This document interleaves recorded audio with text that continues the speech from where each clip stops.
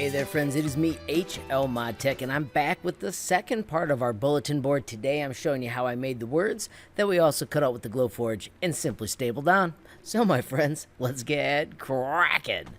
Alright friends, so you can see here I'm in Tinkercad, and once again I did the duplicate, and this is the words flight and space, which I wanted to add to my bulletin board. I'm going to just open this one. I'm not going to duplicate it because I don't need these words anymore. Once I make them, I can get rid of them.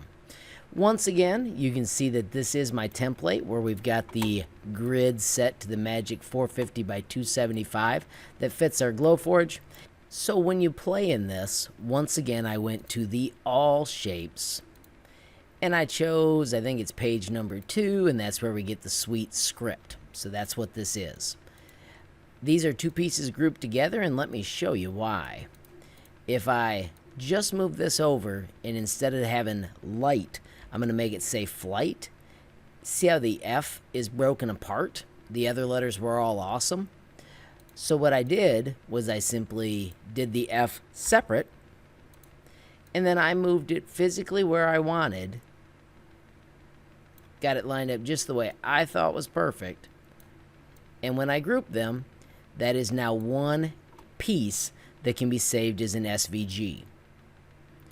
Now it's nice to export these separate because you may want different settings. If you do want each piece separate, make sure you only have the one selected. Do save as SVG and then put it in the folder where you need it. But it was that easy to make the connected word for doing flight on the Glowforge. Now space was a little bit more tricky. I'm going to ungroup that and show you what happened. The S and the P were actually both broken apart, but I just did the same trick where I did each letter separate, aligned them just the way I wanted, and then I grouped them. Lastly, the ampersand did not look as cool as I wanted with script. That looks more like a D to me. So then I just went through the other fonts and picked one that I thought was going to be pretty sweet. It definitely wasn't that one, and then I was able to export that piece as well. In the Glowforge app, you can see here I've got the flight and space already brought in, and it's actually still got the piece of paper I cut it out of. I was able to arrange it and use my sweet 475/100 setting that cuts my 1mm tag board, and let me show you what it looks like out on the bulletin board.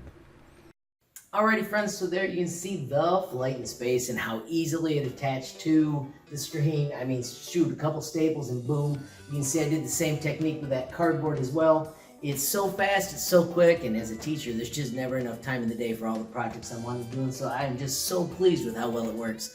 Friends, if you found this useful, please hit that like button. If you got a question, comment, or suggestion, add it down below. If you haven't subscribed yet, what are you waiting for? Smash that subscribe button, and last but not least, hit the notification bell if you want to be the first to know when the third part of this project is created. Thanks for watching. Have a great day.